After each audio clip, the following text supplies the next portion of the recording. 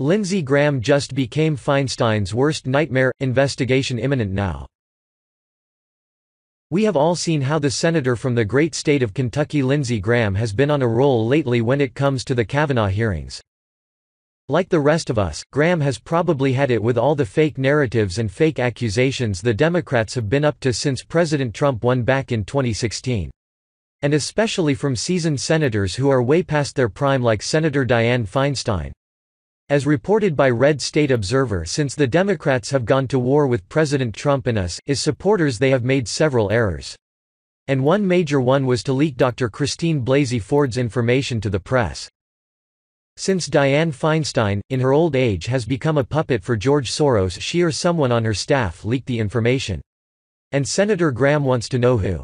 Here is more on Feinstein's carelessness via Zero Hedge. We can only imagine the 24-hour media blitz that would be unleashed if this had happened with the Trump campaign, or on anyone's staff even remotely associated with President Trump past or present. But when the story first broke in the middle of this week of a mole working on behalf of the Russian-Chinese government on a powerful Democrat Senate Intelligence Committee member's staff, it passed in the mainstream media with a yawn, and though slowly gaining visibility, still has not been covered by some of the large cable networks or newspapers. Senator Diane Feinstein D. Caliph was mortified upon learning that a Chinese spy had worked in her office for nearly 20 years. According to new details initially unveiled in a Politico report on Russian and Chinese spies in Silicon Valley, a staffer who was fired 5 years ago had managed to stay on her team for nearly 2 decades, likely out of motivation to collect information related to her long tenure on the Senate Intelligence Committee, for which she maintains top-secret security clearance. Senator Feinstein reportedly made the staffer retire upon being alerted by the FBI. He worked as her personal driver and clerk for her Bay Area office, as CBS San Francisco relates. On Wednesday, the San Francisco Chronicle uncovered additional details in a column written by reporters Phil Mattier and Andy Ross. The column revealed that the Chinese spy was Feinstein's driver, who also served as a gaffer in her Bay Area office and was a liaison to the Asian American community. He even attended Chinese consulate functions for the senator. Feinstein, who was chair of the Senate Intelligence Committee at the time, was reportedly mortified when the FBI told her she would be infiltrated. Investigators reportedly concluded the driver had not leaked anything of substance and Feinstein forced him to retire. Perhaps the most stunning part of the story is that he remained in her office for nearly 2 decades, reportedly having contact with China's Ministry of State Security for an unknown number of years during that lengthy period. Though it's unclear when his contact with the Chinese state began, follow-up reports by local San Francisco sources claim he may have been an unwitting asset. The San Francisco Chronicle in a follow-up investigation reports.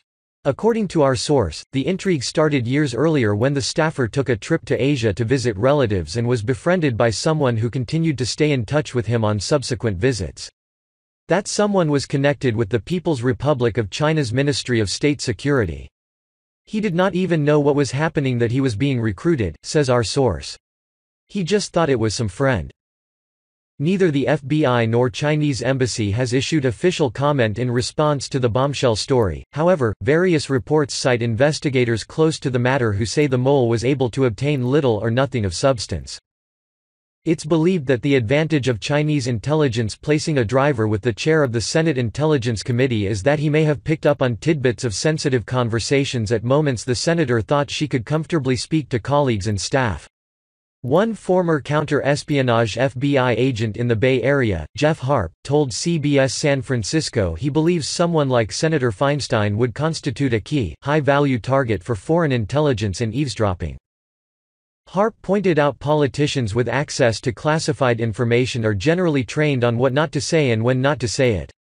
But he also noted when you have a driver behind the wheel day in and day out for 20 years, there are more opportunities to slip up. Think about Diane Feinstein and what she had access to, Harp explained. 1. She had access to the Chinese community here in San Francisco, great amount of political influence. 2. Correct me if I am wrong, Diane Feinstein still has very close ties to the intelligence committees there in Washington, D.C. And of Silicon Valley being a hotbed of Chinese espionage, Harp continued, they also have an interest in the economy here. How to get political influence here.